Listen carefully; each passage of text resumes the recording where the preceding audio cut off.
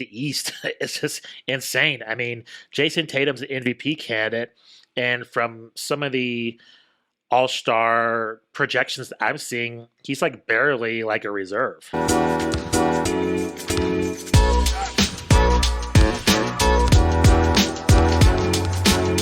We've got a lot of players to talk about.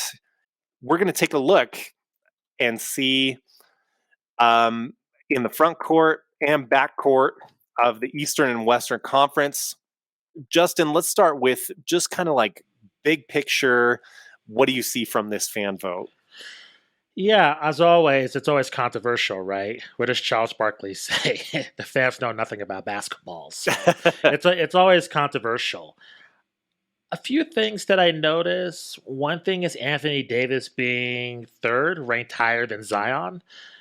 As you know, Matt, Zion's been a huge figure pushed into the league, ever since he was a rookie. He got this plagued with injuries and he's having a huge year. And quite frankly, it's surprising that Anthony Davis is ranked ahead of him. I realize he's a Laker. That's probably the primary reason why. So that's a little bit surprising. And I'm sure we'll talk about whether or not who's more deserving just in terms of, Anthony Davis being hurt. I think what stands out to me is like the East is just insane. I mean, Jason Tatum's an MVP candidate, and from some of the all-star projections that I'm seeing, he's like barely like a reserve. Like it's just in the front court. So it's just really killer in terms of competition. I think it tells you that the popularity of Kyrie Irving, despite the controversy, number one. I think it's awesome. Donovan Mitchell's number two. I think, Cleveland, that's not predominantly like a great NBA market when LeBron James is not there. And it's cool just to see, I think the NBA recognize, hey, Donovan Mitchell's killing it this year, and the Cavaliers are also have an awesome season. And I disagree with Barkley in terms of like the fans not knowing anything. One, because we're fans, I think we know a little bit. Two, I think you just take a look at like the Joker, right? Nikola Jokic, in the West. I mean, he obviously has a personality not that exciting. His game, I mean, we love it. I mean, he's one of the most, I think, phenomenal players in the league. I love that guy's personality too. Yeah, but I just think, to a casual, casual consumer of the NBA. You can argue not that marketable, but yet he is number two because, of course, the king LeBron. So, and I think he would be number one if LeBron just wasn't, as the icon as he is, and also he's just having a great season of his own. I think John Morant being number three, I think it's very interesting. And you mentioned all the Golden State. Less than a million votes. Yeah. Less than a million votes for Ja kind of sticks out to me. It does. And look at, say, Joe Trix Alexander as well. That's a low market team. The Thunder, they have been surprising, but they have not been talked about in a lot of casual NBA circles. But he's number four in this list. So I think the fans are recognizing, players that are performing well. And, you mentioned Golden State. And with Jordan Poole, I mean, I think he's having a great season, but yet you take a look at the votes there. And you see somebody like, a Draymond with substantially more votes.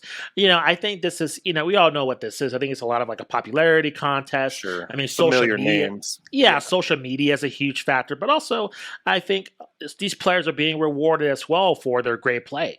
And I think it's a combination of both. But, man, I think the East, especially that front court, is killer. In terms of who's going to start. I mean, good luck with that. Yeah, I see a mix of things. I mean, there are some names on here that are no-brainers. I mean, you mentioned Jokic, you mentioned Tatum's got to be on there, Embiid's got to be on there, Giannis, Durant, like those top front court guys. Really just about the top three at least in every category, other than maybe Anthony Davis if you're kind of a jerk like me. And I would not personally put someone on my ballot who has missed a month. Agreed. On this, first half of the season. So it kind of bums me out to see Anthony Davis in that top three. Now, you nailed it. He's a Laker, so that plays a big role in this. A couple other things that I thought were interesting. Kyle Kuzma at 7th in the voting. We know the Wizards have kind of dropped off from where they started the first couple months of the season, but I did find that interesting that he climbed that high, and good for him. The other surprise out west would be that the only representative, in spite of their success for the Pelicans, is Zion Williamson. He's the only one there. I certainly would put another Pelicans player over like Austin Reeves. I certainly would put another Pelicans player over Kevon Looney. That's crazy. Austin Um, Reeves. That is that's nuts. yeah, that's Man. that's a glaring surprise. Also, Devin Booker, unfortunately, with the injuries, he's down at 8th on the list, and I think deservedly so with the injuries. But I am surprised he didn't get more of the mass appeal vote. Another name we don't see on here, and again, injuries play a factor certainly, but Chris Paul. Yeah. I mean, you would think he would get some default votes just because he's Chris Paul, and this is one of maybe his last year in the league or one of the last few years in the league. So it's interesting to see him missing from this list. The other thing, a jump out name that I don't think belongs there, but I think it has to do with name recognition and likability, is Derrick Rose Yeah. at 9th in the Eastern Guards. Always been popular ever since he Always got been into the super league. popular. Yeah. Absolutely. I think it's interesting that he is the only Nick on here and we don't see like a Julius Randle. I know he's had his struggles, but you would think that fan base. Now, granted, he's had run-ins with the fan base, so maybe that's that's the consequence of that. But you would think he would be the Knicks representative out of anyone, or maybe Jalen Brunson. So there are some interesting things here. And I think you mentioned this earlier. I do think it points out the disconnect between media perception of Kyrie and fan perception of Kyrie, or maybe a bigger element of fans' ability to compartmentalize and just say, like, hey, I love watching this guy play basketball. Not that media members won't say that, some certainly will, but I guarantee you there are media members who think like should be disqualified from this list based on controversies this season. Um, but it's interesting to see him get that very, very top spot on the Eastern Conference guards, I think, as you pointed out. It's always a bummer to go through this list too and realize like how many players off this list have had significant injuries this season. It just feels kind of weird. Like there's a balance that we have to find between having mercy on guys, certainly that injuries happen and it's not their fault, but also like wanting to make sure to reward guys that are putting in the minutes and playing night to night as much as possible. But it's kind of like with the league, the way it's organized. I mean, a lot of these guys might not even play in the All-Star game. So like That's they'll get true. the selection and then they'll get a replacement. So it's like you get to have your cake and eat it too. Like you'll get the guy that was snubbed being a injury replacement, and then the guy will just show up to the All-Star weekend anyways, just to get that nomination. So it's always a weird thing. I always get confused by that because it's like you're selected, but you don't play in the game, and then like you're injury reserve, so you get in there by like kind of a weird circumstance. Like, does that mean less? But at the end of the day, when your career is over, you're still listed as an all-star. Are people going to hold that against you? It's like, oh, well, you're an injured reserve 1 year, like doesn't count. So, I don't know. It's In always my a weird opinion, thing. yeah, it shouldn't count. Right? Interesting. Yeah, I know But I'm well, being strict on this, but but I think what you would have to do in that case for this to be valid is, you get to a certain threshold of games, like say it's like 20 games, like you miss 20 games out of the first 40 games or whatever that happened before All-Star break, your name is not eligible to be on the ballot. That would be the only way that you could really ensure that you don't have that confusion that you mentioned of they get voted in, but they have to give their spot up, But how many people are talking about that when like a player is going into like the Hall of Fame?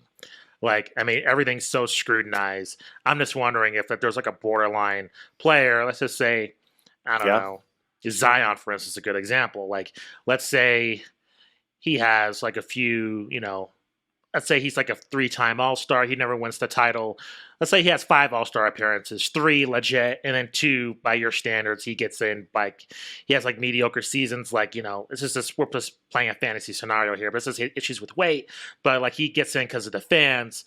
Like when you're talking about Hall of Fame, let's say he wins a title, like is that held against him? Like, how do you weigh that in the end? That's what I'm curious about, just in terms of like, these Hall of Fame discussions and these everybody thinks so scrutinized. I don't hear the injury side of things. I'm not saying you're wrong. I'm just Yeah, curious. yeah, yeah. Like, do you think that would be a trend in terms of like basketball aficionados holding that against players that are trying to get into the Hall of Fame when it's all Yeah, I think the other way is equally confusing, where you have like, say a guy makes 14 All-Star games and like 3 of the years he didn't play in the games because he was injured or yeah. whatever. Like, to me, that doesn't feel like you had 14 appearances. Now, maybe different season to season. Like, if he just like twisted his ankle the week before All-Star break, that's certainly different than like the guy, sprained his MCL and missed 2 months at the start of the year, or whatever. Just Yeah. giving rough examples here. So I think it actually makes history a little bit more accurate if we were to, we always say availability is a skill. If we Yeah. were to implement that into the All-Star game, I think it makes history a little more easier to read and comprehend. Now, it does like seemingly penalize players. There's certain like contract bonuses and things like that That's it true. could impact. So that's, I think, more so than the long-term legacy thing. I think the contract thing would bother the players the That's a most good of point. all, and that's where the Players Association would probably get involved and like protest against me for bringing that up. But Yeah. I think it is an interesting topic to bring up, certainly, and something that this is always subjective, which is also part of the reason that it's interesting, and there is no real like easy fix unless you want to like set a target of games and like set that. But I don't think you and I will see that happen. Yeah.